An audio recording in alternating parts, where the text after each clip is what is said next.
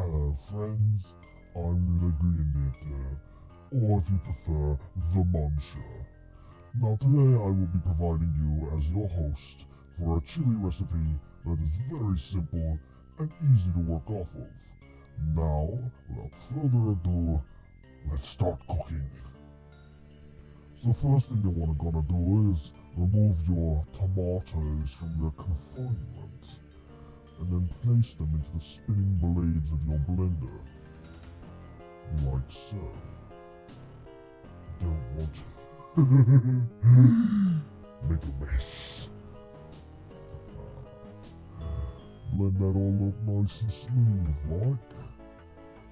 And then we move on to the spice mix. Now this spice mix is a simple one.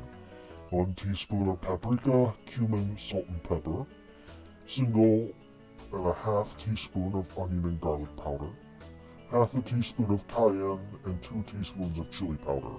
This is a very basic spice mix that can be used as a template for other future spice mixes that you may make. I also like to add green onions to give it a little extra oomph. Yes. And now we come to the onions. Our vegetable. Is it a vegetable? I don't know. I honestly don't care right now. I'm just looking forward to a little frying.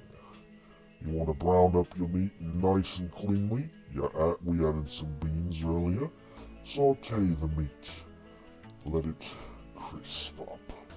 Let it release all them juices. So it's nice, soft, and tender. Oh. And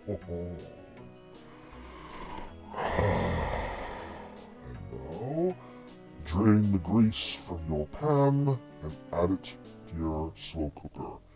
Keep in mind, this is my method. You can always use a pot.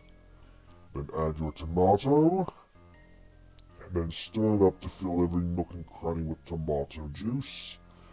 And if you're using a slow cooker, I recommend high for 4 hours. And that, my friends, is how you make a standard chili dish. I am the Muncher. Smash that like button and smash that subscribe, for I will see you next week with another cooking tutorial.